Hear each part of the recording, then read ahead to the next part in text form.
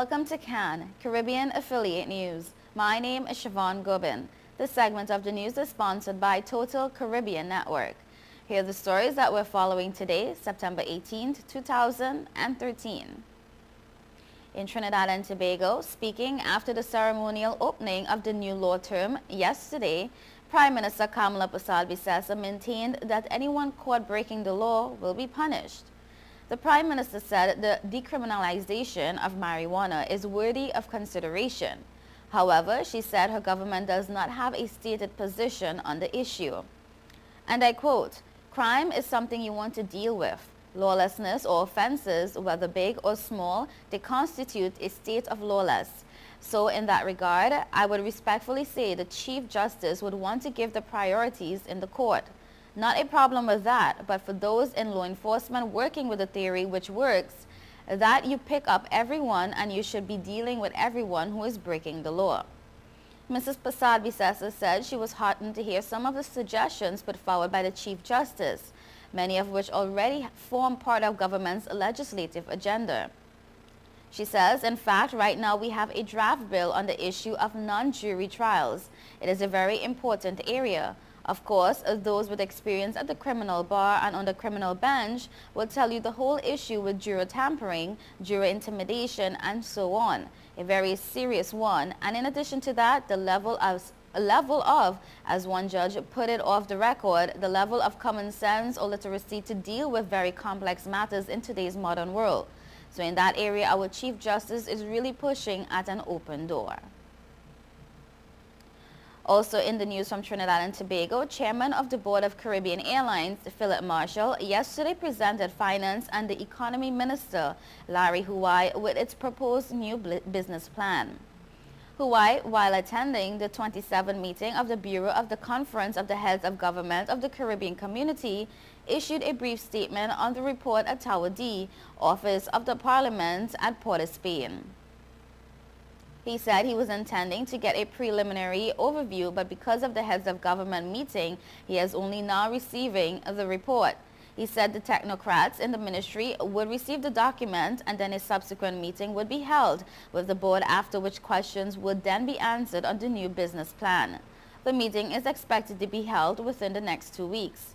During his budget presentation last Monday, Huwai announced the removal of CAL's fuel subsidy for international flights, but later announced a $400 million injection into the airline, which will facilitate its restructuring. Huwai also said in his presentation the airline must move toward a financially sound business model for positioning the airline in targeted segments of the global tourism market. Prime Minister of St. Vincent and the Grenadines, Ralph Gonsalves, at a press conference after the heads of government meeting, thanked Prime Minister Kamala Persad-Bissessar for the removal of the subsidy. Gonsalves said it was well known that the subsidy was contrary to the multilateral and service agreement under the revised Treaty of Chaguaramas.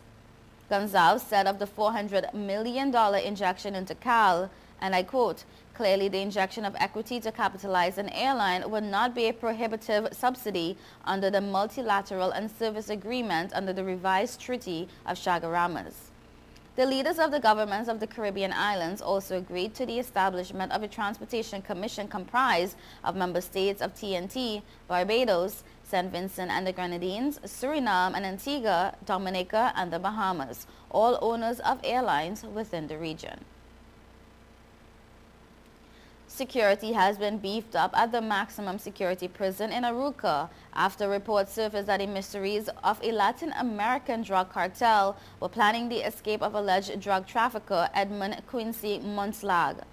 Monslag, 29, of Suriname, is accused of involvement in a drug trafficking operation in the United States with alleged co-accused Dino Delano Boters, the son of Suriname President Desi Boters. Monslag is charged with conspiring to import cocaine into the U.S. The charge carries a maximum sentence of life in prison. A senior police source said yesterday that since Monslag was arrested in TNT a week ago, security has been beefed up because of heightened concerns that the drug cartels could infiltrate local prisons. Prison officers say they suspect there is a plot for his escape. And I quote, security services are on high alert for any attempted prison break, as police officers have allegedly been approached by various emissaries to assist in facilitating the escape, a senior source said yesterday. The U.S. authorities are taking no chances, as drug lords have managed to escape from police custody before. Monslag appeared in a local court on August 30th, unrepresented, and asked for a translator. The Central Authority unit in the Ministry of the Attorney General offered to assist. Monslag's mother has reportedly flown in to visit him, but prison officials are keeping a close watch as he's being treated as maximum security high-risk prisoner.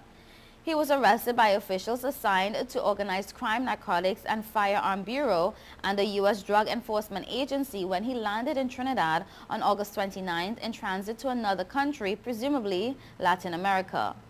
Monslag is charged with conspiracy to import and distribute more than 5 kilograms of cocaine into the United States.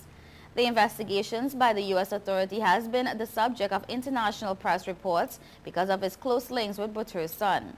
And I quote, this arrest represents a significant breakthrough in an international investigation that focused on a major cartel responsible for drug trafficking between South America and the United States, the source said. You are watching Caribbean Affiliate News. We will be right back.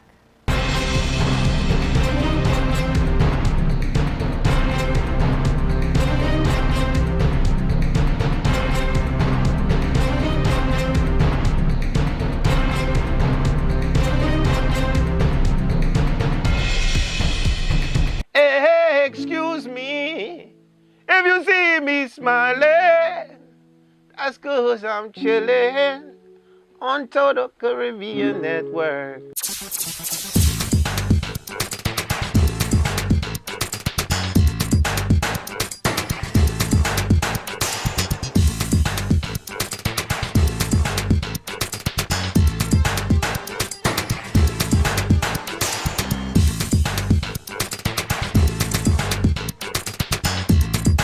It's your boy Wyclef Jean, and I'm chillin', man. Total Caribbean Network. Man, I love their style. Whoa, whoa, whoa, whoa, whoa, whoa. 5 million customers use Leica Mobile for affordable international mobile calls, connecting over 2.5 million mobile calls daily, helping our customers stay in touch with their loved ones, whether they be in Asia, Africa, Europe, or the rest of the world. Every 5 seconds, a new Leica Mobile customer joins our growing family, helping you to make affordable international calls across the world. Leica Mobile. Call the world for less.